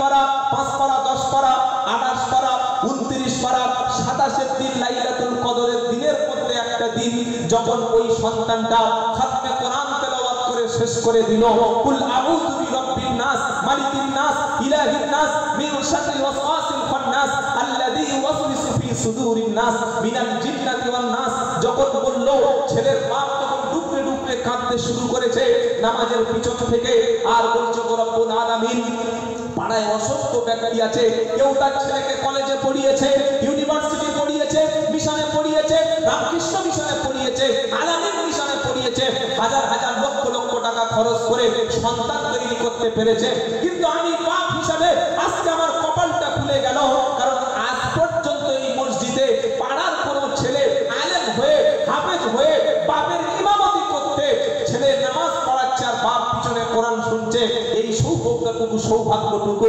কারো হয় নাই, আমার হয়েছে। ওগো আল্লাহ, আমি আমার সন্তানের জন্য দোয়া করি, কাল কিয়ামতের কঠিন মুসিবতের দিনে যেদিন মানুষ পেরেশান হয়ে যাবে, কেউ কারোর কোনো উপকারে আসবে না, কেউ কারোর পক্ষে একটা শব্দ খরচ করবে না, আল্লাহ গো সেদিন যেন এই সন্তানটা কিয়ামতের দিন আমার নাজাতে জারিয়া হয়ে যায়, যেন বলুন সুবহানাল্লাহ। আল্লাহর ফেরেশতারা বলছে চিন্তা করো না, তোমার সন্তান যে হাফেজ হয়েছে, মান করা আল কুরআনা ওয়া আমিলা বিমা ফিহি উলবিসা ওয়ালিন, মান করা আল কুরআন, যে ব্যক্তি কোরআন পড়লো, কোরআনের উপরে আমল করলো, এই রকম ব্যক্তি শুধু একজন সুপারিশ পাবে তা নয়, ওই হাফেজে কোরআন, ওই আলেমে দ্বীন, তার ওসিলায় 10 জন জাহান্নামী ব্যক্তিকে সুপারিশ করে সেই মুসিবতের দিন আল্লাহর জান্নাতে চলে যাবে। নারে তাকবীর! ছেলে খেলা ব্যাপার নয়, এটা গল্প নয়, আল্লাহর নবীর কথা। সেই মাদ্রাসা কতটা ভালো আমাদের বাঁচতে হবে, কতটা মহব্বত মাদ্রাসার প্রতি আমাদের রাখতে হবে, রাখবো সকলে জোরে বলুন ইনশাআল্লাহ। তাহলে ঈমানদারের দ্বিতীয় বৈশিষ্ট্য কি বলেছি? কোরআন শুনলে ঈমানদার ব্যক্তির তখন ঈমানটা বেড়ে যায়। 3 নম্বর কি? আল্লাহ বলছেন ওয়ালা রাব্বিহিম ইয়াতাওয়াক্কালুন, ঈমানদার ব্যক্তি আল্লাহর উপরে ভরসা করবে। কার উপরে? জোরে বলুন। আল্লাহ যদি খাওয়ায় খাওয়াবো, আল্লাহ যদি না খাওয়ায় না খাওয়াবো। এর নাম ভরসা নাকি? এর নাম ভরসা কি বললো? এটা ভরসা। দোকান করে নাই, কাজ করে না, চাষ করে না, মাঠে যায় না, নামাজ পড়ে মসজিদে বসে আছে, আল্লাহ আল্লাহ আল্লাহ আল্লাহ আল্লাহ, ওই 12:30 বেজে গেল, উপর থেকে বিরিয়ানি আসছে না কেন? এটা কি ভরসা? এর নাম ভরসা। আল্লাহর উপরে ভরসা রাখার মানে হলো আমি আমার কাজটা আমি আদায় করে যাব, বাকিটা আল্লাহর মর্জি, তিনি আসমান থেকে রিস্কের ব্যবস্থা করে দেবেন। বলুন সুবহানাল্লাহ। আমার অসুখ হয়েছে, আমি ডাক্তার দেখাবো না বাড়িতে বসে থাকবার বলবো লা ইলাহা ইল্লাল্লাহ সুবহানাল্লাহ ওয়া বিহামদিহি, লা ইলাহা ইল্লাল্লাহ সুবহানাল্লাহ ওয়া বিহামদিহি। জিবরাইল বড় ক্যাপসুল আর দুটো ইনজেকশনে পাছায় ভরে দেবে, তাই নাকি? কি না? এটা কি আল্লাহর ভাষা? না। অসুস্থ হয়েছে, আপনাকে ফার্স্টে ডাক্তার দেখাতে হবে, তারপরে প্রথমে প্রাথমিকভাবে চিকিৎসা যদি না হয় আপনাকে কোনো ভালো স্পেশালিস্ট ডাক্তার দেখাতে হবে। ডাক্তার যদি আপনাকে ওখান থেকে ট্রান্সফার করে দেয়, হসপিটালে পাঠিয়ে দেয়, রেফার করে দেয়, হসপিটালে উন্নত মানের চিকিৎসা নিতে হবে। যদি বলি না আল্লাহর উপরে ভরসা করে থাকবো, আল্লাহ সরায় সারবে, নামে কি এটা ভরসা হয়? ভরসা আল্লাহর উপরে অবশ্যই আছে, কিন্তু আল্লাহ যেগুলো আমাকে গ্রহণ করতে বলেছেন সেগুলো করবো। বলুন ইনশাআল্লাহ। ভরসা করার মানে হলো জীবনের প্রত্যেকটি ক্ষেত্রে ওই আল্লাহ আমাকে বাঁচাবেন, ওই আল্লাহ আমাকে বিপদ থেকে উদ্ধার করবেন, ওই আল্লাহ আমি ডাকলে তিনি সাড়া দেবেন, আমি যদি না খাই আল্লাহ আমাকে খাওয়াবেন, আমি যদি অসুস্থ হয়ে যাই আল্লাহ আমাকে চিকিৎসা করবেন, আমি যদি কেউ কঠিন বিপদে পড়ে যাই, আমি যদি আল্লাহ এরকম ডাক দিলে ওই আল্লাহ আমার সাড়া দেবেন। আল্লাহর উপরে পূর্ণ বিশ্বাস, পূর্ণ অবিচল আস্থা কে রাখে? মুমিন রাখে। কে রাখে যদি বলে? মুমিন। আর যে ব্যক্তি আল্লাহর উপরে ভরসা করে আল্লাহ তার জন্য যথেষ্ট।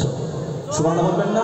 আল্লাহ পাক বলছেন আলাইসাল্লাহু বিকাফিন আবদা, ও বান্দা আমি আল্লাহ কি তোমার জন্য যথেষ্ট নই? বদরের ময়দানে তোমরা তো সেই জাতি, তোমাদের সংখ্যা ছিল 313 আর শত্রুদের সংখ্যা ছিল 1000-এর উপরে। সেদিন মুসলমানরা বলেছিল রব্বানা, আজকের 313 জন ওদের বিরুদ্ধে লড়াই করে মনে হয় পারবো না। আল্লাহ বলছে বালা তাসবিরু ওয়া তাত্তাকু ওয়া ইয়াতুকুম মিন ফাওরিহিম হাদা ইমদিদকুম রাব্বুকুম বিখামসাতি আলাফিন মিনাল মালাইকাতি মুসাউমিমিন। তোমরা যদি সবর করো, তোমরা যদি ঈমানের উপরে অবিচল থাকো, ও 313 জন বদরের ময়দানে মুসলমানেরা তোমরা ভেঙে পড়ো না, আল্লাহর উপরে ভরসা করো, আমি আল্লাহ 5000 ফেরেশতা দিয়ে তোমাদেরকে সাহায্য করব। তো 2025 সালে ফেরেশতা বেঁচে আছে তো থাকলে ফিলিস্তিনের ফেরেশতা আসছে না কেন? হ্যাঁ, রোহিঙ্গা মুসলমানদের মেরেছে, আসছে না কেন? এটা বললে ঈমান থাকবে? আরে বলছেন না কেন? একটা ইংলিশ স্যার আমার বাড়িতে চাম্পাহাটি বারুইপুর, একজন বলছে ও বললে কি বলে ফেরেশতা আছে, কি আশ্চর্য, একটা মাস্টার মশাই লোক হয়ে মুসলিম এরকম বলছেন, বললে ফেরেশতা যদি সত্যি থাকে তো ফিলিস্তিনিদের মারছে, ফেরেশতা আসছে না কেন? কি প্রশ্ন দেখেন, রোহিঙ্গাদের তো কচু কাটা করলো, ফেরেশতাকে বসে বসে উপর থেকে ড্রোন ক্যামেরা পাঠাচ্ছিল, গেল কোথায়? আমি বললাম ভাই শোনো, ফিলিস্তিনিদের যে মারছে, বিশ্বের মুসলমানরা যে তাকিয়ে তাকিয়ে দেখছে, কিছু বলছে না, এজন্য বিশ্বের প্রত্যেকটি মুসলমানকে দায়ী হতে হবে। যখন বিশ্বে মুসলমান কম ছিল, সাহায্য করার কেউ ছিল না, তখন ফেরেশতা এসেছে। এখন 50টা মুসলিম রাষ্ট্র, 200 কোটি মুসলমান একবার যদি ফিলিস্তিনের পক্ষে কথা বলতো, ইসরায়েল এবং আমেরিকা লেজ ঘুরিয়ে দিত কি দিত না? তাহলে তাদের মার খাওয়ানোর জন্য দায়ী কারা? আমরা।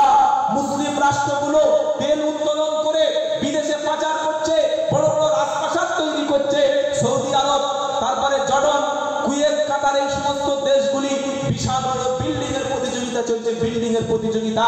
আর আমার ভাইগুলো ফিলিস্তিনি, সামনে রমজান আসছে, ক্ষুধার্ত থাকবে, ইফতার পাবে না, সাহারি পাবে না, ঈদের নামাজ পড়া দূরের কথা, নতুন পোশাকটুকু পাবে না। আমরা মুসলমানরা হয়ে যদি একজন নির্যাতিত মাজলুম ব্যক্তির পাশে না দাঁড়াই, তাহলে কে দাঁড়াবে ভাই? কে দাঁড়াবে ভাই? তো আল্লাহ পাক কি বলছেন? ইমানদার ব্যক্তির 3 নম্বর কোয়ালিটি হলো ইমানদার ব্যক্তি আল্লাহর উপরে ভরসা করে। কার উপরে? আর আল্লাহর উপরে যারা ভরসা করে, ওই ব্যক্তি যদি বিপদে পড়ে যায়, আল্লাহ তাকে রেস্কিউ করে দেবে। জোরে বলো ফালিয়াবুদু রাব্ব হাদাল বাইত আল্লাযী আত'আমাহুম মিন জু'ইন ওয়া আমানাহুম মিন খাউফ। এই সূরাটা মাগরিবের নামাজে ইমাম সাহেব পড়তে পড়তে বুড়ো হয়ে গেল, চুল পেকে গেল, ইমাম খতম হয়ে গেল, অথচ সূরা কুরাইশ থেকে আমরা কোন শিক্ষা নিতে পারলাম না। সূরা কুরাইশে কি বলছে?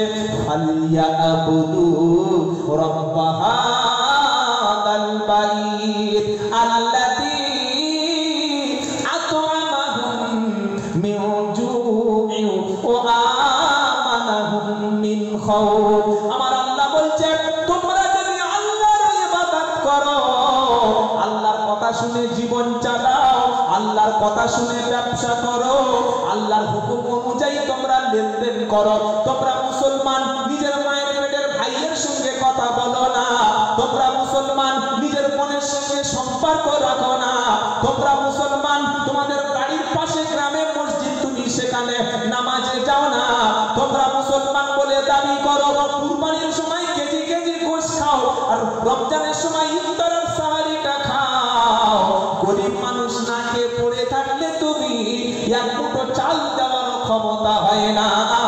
একটা ইতিম যদি রাস্তায় পড়ে থাকে, ওই ইতিমের দায়িত্ব তোমরা কেউ নিতে চাও না। এমন মুসলমান কিন্তু আমি আল্লাহ চাই না। আল্লাহ বলছে, ব্যবসা বাণিজ্য, চাকরি বাকরি, জীবনের প্রত্যেকটি ক্ষেত্রে যদি তোমরা আল্লাহর ইবাদত করো, ইবাদত মানে গোলামি করা, দাসত্ব করা, আনুগত্য করা। কার গোলামি করব? জোরে বলেন, আল্লাহর গোলামি যদি করো, ফালিয়াবুদু রাব্ব হাদাল বাইত আল্লাযী আত'আমাহুম মিন জু'ইন ওয়া আমানাহুম মিন খাউফ। তোমরা যদি তোমার রবের ইবাদত করো, কাবা শরীফের মালিক যে আল্লাহ, ওই আল্লাহর যদি ইবাদত করো, আমার দুটো পুরস্কার আছে। এক নম্বর হলো তোমাদের নিরাপত্তা দেব আমি আল্লাহ। মুমিন নিরাপত্তা কে দেবে? সিভিক পুলিশ, থানার পুলিশ, কি গো ওই সেন্ট্রাল ফোর্স, কখন যে টাকা ওর ভিতর থেকে বন্দুকের নলে এসে বুকে লাগবে ঠিক নাই। একজন মুমিন সর্বপ্রথম আল্লাহর উপরে ভরসা এমন ভাবে হবে যে আল্লাহ যদি আমার বুকে একটা গুলি দিতে রাখে ওটাই হবে, হবে কি হবে না? আর আল্লাহ যদি আমাকে বাঁচাবে বলে বিশ্বের সমস্ত মানুষ যদি আমাকে মারতে আসে মারতে পারবে না, এই ভরসা কার মনের মধ্যে থাকবে? ঈমানদারের। আল্লাহ যদি আমাকে ক্ষতি লিখে রাখে ক্ষতি হবেই হবে, আর আল্লাহ যদি আমার নসিবে ক্ষতি না লিখে রাখে তো ক্ষতি করতে। আল্লাহ বলছেন যদি তোমরা আমার বান্দা হও তাহলে তোমরা যদি বিপদে পড়ে যাও আমি আল্লাহ বিপদ থেকে নিরাপত্তা দেব, আর যখন তোমাদের ক্ষুধার কষ্ট হবে আমি আল্লাহ তখন রুজির ব্যবস্থা করে দেব। তাহলে ঈমানদারের 3 নম্বর গুণ হলো ভরসা কার উপরে? জোরে বলেন আল্লাহর উপরে। ইনশাআল্লাহ বলুন আল্লাহর উপরে ভরসা করব, বলুন ইনশাআল্লাহ। 4 নম্বর ঈমানদারের বৈশিষ্ট্য আল্লাযীনা ইউকিমুনাস সালাতা। ঈমানদার ব্যক্তি কখনো বেনামাজি হবে না, ঈমানদার ব্যক্তি হবে পাকা একজন নামাজি। এই দিনদার মুসলমানেরা জীবনে অনেক গুনাহ করেছি, আজ থেকে এই সিদ্দিকিয়া মাদ্রাসায় জলসায় এসে তওবা করো যুবকেরা। যে কোনো মুহূর্তে তোমার কবরে ঠাঁই হবে, যে কোনো মুহূর্তে দুনিয়া ছাড়তে হবে, যে কোনো মুহূর্তে সুন্দর ঘরটা ছাড়তে হবে, বিবির কোল থেকে তুলে নেওয়া হবে, ব্যবসা বাণিজ্য সামনে থেকে তুলে নেওয়া হবে। তুমি মরে যাবে এই খবর আগাম মেসেজ দেবে না, তুমি মারা যাবে আগাম কোনো মসজিদে অ্যানাউন্স হবে না, তুমি বিকালবেলা মরবে সকাল পর্যন্ত কেউ জানবে না, তুমি ভাত খাওয়ার পরে মরবে, ভাত খাওয়া পর্যন্ত তুমি বুঝতে পারবে না। যে কোনো মুহূর্তে মালাকুল মউত কোনো নোটিশ ছাড়া, কোনো মেসেজ ছাড়া, কোনো সিগন্যাল ছাড়া, কোনো সতর্ক করা ছাড়া, কোনো অ্যালার্ম দেওয়া ছাড়া তোমার মাথার কাছে চলে আসবে। তাই তওবা করো, তওবা করো, আর জীবনে কখনো ফরজ নামাজ ছেড়ে দেব না ইনশাআল্লাহ। যুবকেরা সকলে বলুন আর জীবনে কখনো নামাজ ছাড়বো না, বলুন ইনশাআল্লাহ, বলুন ইনশাআল্লাহ। আল্লাহ আমাদের নামাজ পাঁচ ওয়াক্ত পড়ার তৌফিক দান করুন। ঈমানদার দাবি করবে আর নামাজ পড়বে না, এটা মুনাফিক। এটা কি ভাই? মুনাফিক। ঈমানদারের মধ্যে নামাজ থাকবে। 4 নম্বর ঈমানদারের বৈশিষ্ট্য হচ্ছে নামাজ। 5 নম্বর কি? ওয়া মিম্মা রাযাকনাহুম ইনফিকুন। ঈমানদার ব্যক্তিকে আল্লাহ যে রুজি দিয়েছে, অর্থ দিয়েছে, সম্পদ দিয়েছে, এই রুজি থেকে অর্থ থেকে আল্লাহ রাস্তায় দান করবে। এই 5টি গুণ যার মধ্যে থাকবে সে হলো মুমিন। সুবহানাল্লাহ বলার দরকার নাই? কটা গুণ? একদম পকেটে নিয়ে বাড়ি যান। 1 নম্বর ঈমানদার ব্যক্তি আল্লাহর জিকির শুনলে অন্তরে কম্পন হবে। 2 নম্বর হলো কোরআন শুনলে তার কোরআন পড়লে ঈমান বেড়ে যাবে। 3 নম্বর হলো আল্লাহর উপরে ভরসা করবে।